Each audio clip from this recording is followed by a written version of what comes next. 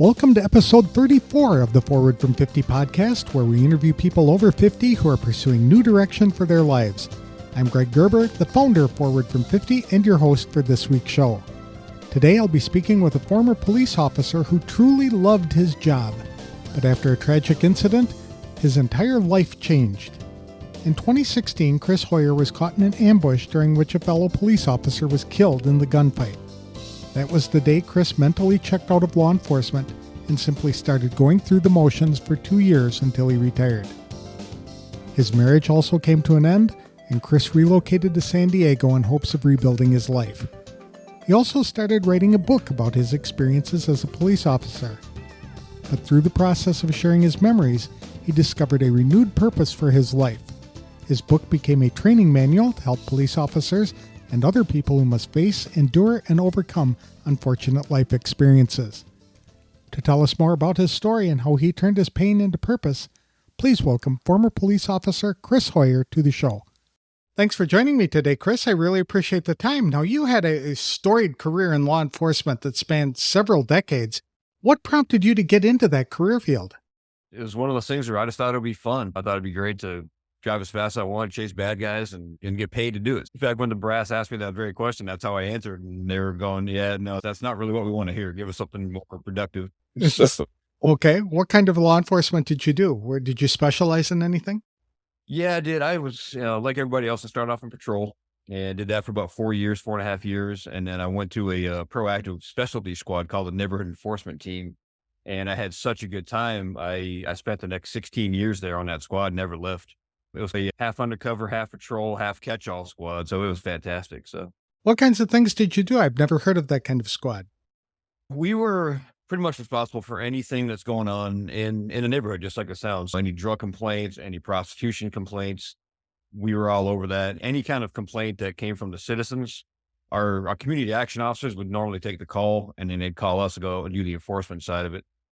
Okay. Which was great. Plus, we had access to more training and more fun, if you will, less radio calls for us. And we were citywide, so we could go anywhere. Most people are bound to one area. Well, we weren't. Okay, very good. And you did this for 20 years, but then something happened that caused your life to go in a completely different direction. What was that? The short version of basically in 2016, I got into what ended up being my first gunfight, but my fourth officer involved shooting. This one was really unfortunate because it cost the life of an officer. It was an ambush, and it was pretty much the day that I checked out of law enforcement, and I still had 2 years to go before I retired. When I retired 2 years later was when I figured out that's when I had checked out. So it was pretty catastrophic. Okay, so one of your fellow officers, was it your partner? No, it was another guy on a sister squad, Dave Glasser. We joked that they were the JVs because my squad was a senior squad, and his squad was junior to us, so they worked the worst hours and the worst days, and we had the luxury of working days and weekends off and these kinds of things. And we were on the same unit, just different squads. What did you like most about being in law enforcement? It truly was. When I made that first comment about having fun, I had a ball. I showed up to work in jeans and a t-shirt, drove around an undercover car, and I'm getting paid for this. I couldn't believe it. I was going, this is unbelievable. Literally playing cowboys and Indians in the Wild West. So it was super neat. And one of the most rewarding aspects of that job was what? The fulfillment and purpose. And everybody says the same answer, that I was there to help people, which was definitely true. But there were several times when I was called out by citizens going, hey, you really changed the trajectory of my life, or you saved me, or whatever else. And those kinds of stories are the ones that you actually truly do the job for. So those are the best. And so how old were you when you retired? I was 49. Is that right? I think 49, youngin' in our sphere. Yeah, super. After turning 50, what sort of invigorated you to move into a different direction, or what gave your life purpose? Well, it was, I knew I'd always planned on moving to San Diego. So I did all my time in Arizona. And I wasn't born or raised there, but I came from the East Coast, moved to Arizona in 91, did all my time with my agency out there. And I always had aspirations to move to San Diego. And so after my retirement, and unfortunately my divorce, was time to pick up and go to the coast. So that's exactly what I did. And that was definitely the biggest push to reignite myself, if you will. So. And then you wrote a book about your experiences on the police force. I did, yeah. I was never supposed to be anything more than just me getting it out on paper, and God had everything lined up. I met my now girlfriend. She happened to be a book editor. And when she read the first chapter, she says, "We're going to make this a real book." So we did, sure enough. I say we like I had anything to do with it. She did all the hard work. So And what's the book called? I call it When That Day Comes, Training for the Fight. Okay. What's the central theme? What's it all about? It was, like I said, it started in 2017. I woke up one morning about 2 o'clock in the morning and just started realizing that as much as I thought I was taking care of myself mentally and emotionally, I really wasn't doing enough. And the beginning of the book was the healing for me. That was the motivation, but it was born out of the story with Dave Glass of the ambush. And that was where it all started to fall apart mentally for me. I could imagine that it would be a difficult thing to live through. And how long is your book? It is 387 pages, I think, something like that. But I've had people that have told me that, and I joke about it, that I can never write a police report, but I can write a book. And friends of mine that know me well are saying that basically it's like I'm reading it to them, which is a huge compliment, of course. So Are these stories of things that you encountered while you were on duty? lots and lots of stories, but it's also like almost a professional guide, if you will, for any of your folks that are listening and know who Dave Grossman is, Lieutenant Colonel, U.S. Army Ranger, best-selling author, White House advisor. He's got a list of accolades. He says basically it's the best law enforcement prep book he's ever read, which I'm going, well, I don't know about all that, but okay. Okay. Yeah, for me, for a kid like me, that was a huge accolade because Dave's one of my biggest heroes from basically what he does for his community. So basically, the story is about, it starts off with your experience in that unfortunate gunfight, but then it also training other police officers and people working in law enforcement on tactics and things that they can do to protect themselves. Absolutely. But it's not limited to the law enforcement community because it's like a life guide, if you will, where you talk about, and when I made the title, when I came up with that title, it was because someday something's going to happen. You're going to need to face it, whatever it is, be it a divorce, like my daughter, she's got lupus now. That's obviously a huge fight and whatever it is. And I didn't plan it to be this way. It just so happened with my experiences that going through the stuff that I went through, I make it, as it turned out, again, not by plan, make it very relatable to just everybody in the world. So it's a multifaceted. It's not just a book about law enforcement, but for anybody who might be undergoing some very serious trials and tribulation. Not only that, and I didn't plan it this way, but it's great to talk about stuff that we know is going wrong. And that was where I struggled a lot during my career on the force was I know what the problem is. How do I fix it? And that's where I went in a whole different direction of, look, these are all those things that I experienced that knocked me on my rear end, but this is how I regained my composure and how I healed. So it's more than just we can identify the problem. Now let's take the steps to get better. And it's not that hard to do. It really isn't. There's a big difference between writing a book and writing a police report. Did that require any additional training on your part to get into that? No, as it turned out, just by the luck of the draw, by God's hand, I ended up writing the stories just from the heart. And because I did it that way, it was very non-structured, which God bless my girlfriend for coming in. She came in and she saw it. And the way police write reports typically is everything in capital letters and very little punctuation. And she had no idea what to do with that. She's, what is this? And I basically was like, this is how we write reports. But clearly when I wrote it, it was more on the side of, I'm just telling the story just like I remember it. My goodness, I want to send her a bouquet of flowers. I can imagine what that would be like. Yeah, and she's a self-proclaimed grammar Nazi, so she's always correcting, even on like billboards and stuff. It's hilarious. She's like, there needs to be a dash, there needs to be a comma, they need to take that out. And I'm going, okay, I get it. I understand. Did that require you to develop any new skills? Did you have to go in for public speaking training and things like that as well? No, luckily for me, I just being in my community, of course, being in the law enforcement community, it was a very easy transition because you're forced to be in the public eye. That's just how it is. You're in the uniform all day, every day. It doesn't take very much training to be comfortable around people. And a very close friend of mine says it best, which I don't disagree with, but he gives me more accolades than I think I really deserve. But he says, basically, I've got a story that a lot of other folks have. Very true. Mine is unique on several levels. He goes, but the guys that have that story aren't willing to tell it. And the guys that are willing to tell it usually aren't willing to tell it in front of a crowd of people. And for me to get up in front of a crowd of 600 people and be as vulnerable as I can is It's pretty special according to a lot of people that I know. For me, I just think my obligation is to go out there and try to save at least one person that can hear my message and go, okay, yeah, this is something important. So Excellent. Speaking from the heart, that is just so important. And I'm glad to hear that your book does that. For sure, they'd find out that somebody else believes what they did or is experiencing what they did through their story. So I applaud you for doing that. you couldn't be more correct. And Natalie, my girlfriend, says it to every single person that we ever meet that you have a story that needs to be told, whether it ends up being a book that goes to print or it's just something that you have for yourself. But once you write that thing, that's forever. That's something for your kids, for your grandkids, for your friends, your family, everybody else in the world that may or may not know the stuff that you went through. It's hugely important to write that stuff down. Mhm. So Do you have any children? I've got 2, yeah. My oldest is 31, my youngest is 22. Oh my goodness, yeah, I had a pretty good split there, yeah. And a 7-year-old granddaughter, which I can't believe because I'm actually really only 22, by the way. So now are you speaking at conferences? Yeah, we speak. My girlfriend's got her own organization where she speaks. In fact, we're in the Valley back in Arizona last week, and the stuff I do is mostly on the law enforcement side of the world, of course. But I do speak to mental health people like Cigna and these kinds of things. And I say it in a joking way that anybody who's willing to listen to what I have to say, I'll speak pretty much. So How has this decision to start speaking about your experiences really impacted your life? it's made all the difference in the world. When I was in the academy, we had a guy come in that was talking about a critical incident that he survived. And I remember that had such an impact on my mental preparation, if you will, for my career. And I thought how important that was for me to hear that story.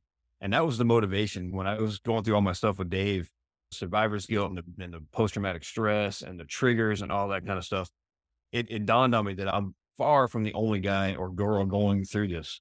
I need to share my stories so other folks can realize that, hey, you're not the only one. And here are ways to fix yourself. So Did going through the process of writing the book cause any challenges?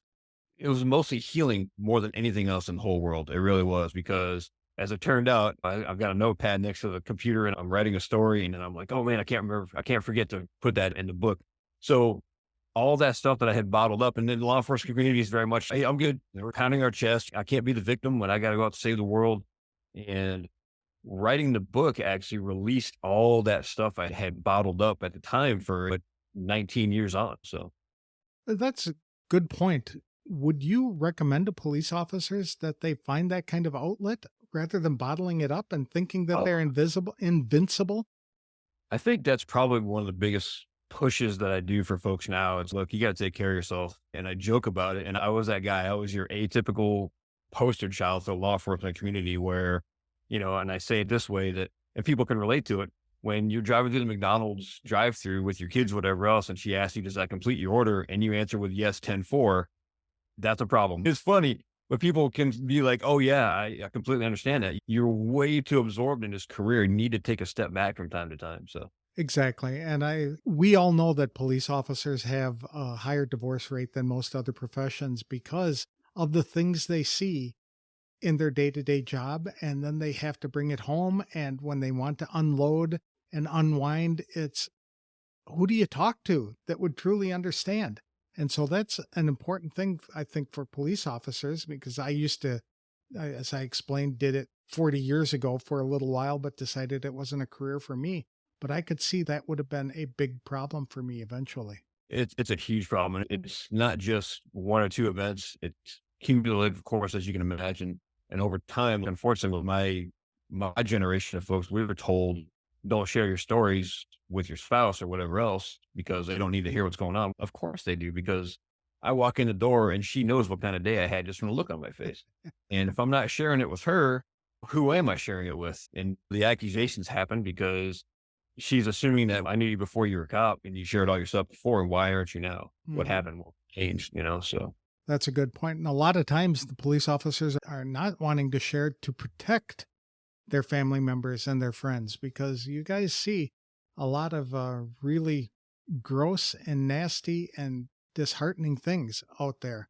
The movie The Sound of Freedom, I don't know if you've seen that yet, and how his response to seeing some of those things in child trafficking and him crying and things like that's got to, you're human. Police officers are human first and foremost. and it's got to take a toll on them as well. So do you try and help people like the police officer did with you in the academy to prepare them for a life like that? That's pretty much my goal in life these days. Yeah, and you're 100% correct because they think that my community thinks that we're protecting our loved ones by not sharing those stories. Well, you're doing the exact opposite. Not only are you not protecting them, you're ignoring them and you're keeping them out of the limelight where they need to be because they are going to be the ones. You've got what I refer to as your 40-hour family on duty, but you got your regular family at home that needs to know, how they can help you so you can help them. And it doesn't get that complicated, really. I mean, my theory is if you want to be okay, you can be okay. You just got to take that first step and admit that you want help. So Now, you had talked about speaking at conferences. Do you speak like going from department to talk to the officers there? I do. Yeah, I do a lot of that. I've been all over the United States pretty much. So this flag behind me is one of my four that has traveled with me everywhere I go. I have law enforcement officers and veterans and people that are special to me to sign it for me just as a memorandum, if you will, to keep everybody on the same page that we're all in this together, whether you're a cop, whether you're a veteran, whether you're a nurse, whether you're a mother of three kids, whatever else, we're all fighting the same battle together and we need to take care of each other. So I just noticed that there's signatures on your flag. That is pretty cool. Is that one of the rewards that you've gotten from pursuing this passion? and I say it in a joking way that it's basically just my selfish way of taking care of myself. It's my own personal thing. Like I said, I've got four of them that are almost completely filled up, but this one just happens to be my very first one that I ever did. I took it to Virginia for the first time and just laid it out on a table with the books and had a bunch of markers and just had people, whatever I said, make your mark, whether you sign your name, I love you, I hate you, put your serial number, your agency, whatever, write a little message, something that I can look back and go, man. And when I do a lot of the public speaking stuff, I have one particular photo that I show where it's almost 500,000 people for Police Week in Washington, D.C. And for me, that's a reminder that there's a whole bunch of people that want us out there that really truly love us. So I think that's a great idea and a way to promote not only your book and what you're doing to give the police officers and first responders an outlet to know that I understand, I see you, I'm in the same situation, and let me sign on to what you're preaching, and that's to be prepared for the fight. I was that same guy that I'm fine. Don't worry about me. And that's what I see with my community a lot of times because guys are like, oh no, I'm good. Okay. At some point in time, you're going to realize you're not okay. And that's fine. That is absolutely, it's expected. And just when you get to that point, and I love it when 2 or 3 years down the road, guys they're calling me reluctantly going, man, you know what? I hated you when you were telling that speech, but I'm so glad that you did because now I get it. Right. Exactly. That's right. Experience is an interesting teacher. That's for sure. Do you have any regrets about the direction of your career or what you've been doing after you retired? In other words, if you had to start over, would you do anything differently or go in a different direction? I don't think I would have changed a whole lot. Maybe financially, I would have been a little more secure, but I never got into it for the money. Clearly, I say that I did on a joking level because what else can you do, right? Because, and I'll say it this way, and not to offend anybody, but who's stupid enough to go out and get paid to get shot at, right? The cops are, and that comes with the territory. It just does. But as far as regrets go, there are things that I'm very upset that happened. Like my time on, we buried 17 folks in the line of duty, including my best friend's dog, on my 20th anniversary. So if I could go back and change that, I definitely would. But beyond that, I pretty much leave it in the hands of God because there's things that there's no way I was ever going to change. Do you have any advice for people over 50 about how to identify or pursue their passions? I say it should be purpose driven, whatever it is. If you want to follow the path of being a public speaker, it's great. It's very fulfilling. It's very purpose driven for me because I know that I'm out there making a difference. Whether you, like in my case, I started training again because I'm actually going back into the law enforcement community. And so now for me, getting back in shape has given me a new purpose as well. And it was really hard going because I've been retired for 5 years and now going back into it and trying to lose all that San Diego great food and beach weather body weight is like, oh man, now I got to go back to being back in shape and running every day and this kind of stuff. It's very hard. Whatever it is, you find your motivation that gives you that purpose and that drive. And maybe if it's something related to healing, do that too, or whatever it is. So How would you define retirement? I say this to every guy because I always ask every class I'm going to teach for the law enforcement world who's close to retirement. And I tell them all the exact same thing. First of all, it's the best thing I ever did for my mental health, my emotional health, for my physical health, everything that came along with retirement. For me was a huge, gigantic weight lifted right off my chest and off my shoulders. The problem with the cop world is that we don't ever retire. My girlfriend says it all the time that I really never took off the uniform because you get it in your blood, and I see more stuff than I really wish I did. You know what I mean? And please, the truth matter is, with the law enforcement community in particular, we're so busybody that we don't really ever slow down. We always have to be doing something. So for my community, there is really no such thing as retirement. Is there anything on your bucket list yet that you'd still like to accomplish? Oh, there were a few things. And now with Natalie, my girlfriend, it was a lot of, I wanted to go back to where I grew up in New Hampshire and go speak. And I did that and go to some of these. And I love to travel abroad, of course, to some of these really great places like Australia and Italy and stuff like that. But some of the places that I've invited to go speak, I was up in San Francisco. We got a chance to walk across the Golden Gate Bridge. Those are the bucket list items that, man, I have forgotten how great the United States is, America in general, and how we need to go out and see everything that there is this country has to offer. There are a lot of things in this country for people to see, that's for sure. Absolutely. Yeah. If people wanted to get in touch with you, how could they do that? Email is probably the best way, and you can put this in the comments or however else, so I can just say it out loud. It's first and last name, Chris Hoyer, Hoyer, Chris Hoyer 46 at Gmail. Very good. Do you have a website for your business yet? I do. Yeah, it's up and running, but it's under construction still because neither one of us really knows how to build a website. And you mentioned it before on a cop's retirement salary. It's hard up with the money that I need to build it properly, but it is the second half of the book title is called Training for the Fight. So trainingforthefight.com? .org. .org. Okay. Super. Thank you very much, Chris. I really appreciate you taking time to share your story. And I'm glad you put all of your experiences and things from your heart onto a book for other people to enjoy and to be uplifted and encouraged by the fact that you went through that yourself. That gives them the power to endure it themselves. I hope so. Yeah. And those out there, people want to reach out to me, whether I'm a good advocate for you or I'm a good ear, punching bag, shoulder, all the above. But I've also gotten a ton of resources.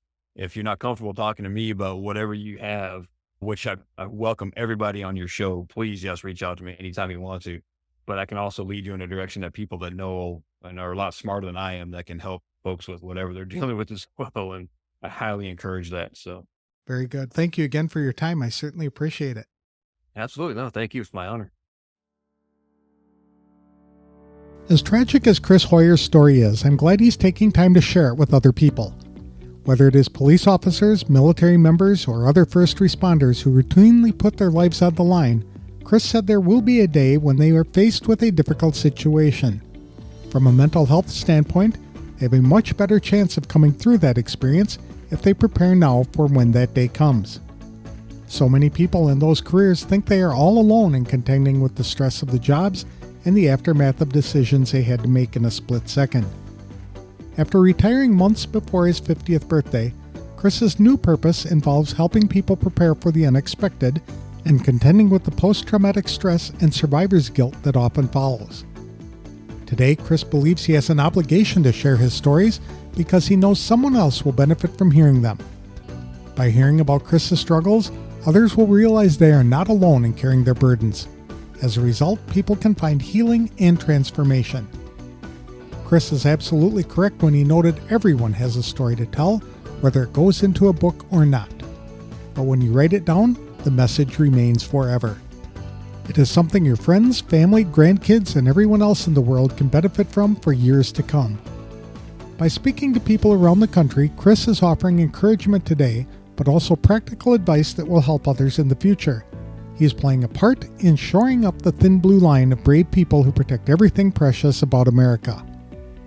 People can connect with Chris by emailing him at chrishoyer46@gmail.com. His website is still under construction, but will be available at www.trainingforthefight.org. His book, When That Day Comes, Training for the Fight, is available on Amazon as an ebook and audiobook. That's all I have for this week's show. If you'd like help in identifying a purpose for your life or to get help in planning your next steps, I'm offering a complimentary brainstorming sessions to members of the Forward from 50 Facebook community. For details, connect with me on Facebook or visit www.forwardfrom50.com. I'll have another inspirational interview on the next episode of the Forward from 50 podcast. Thanks for listening. If you like this show, please consider leaving a review wherever you download the episodes.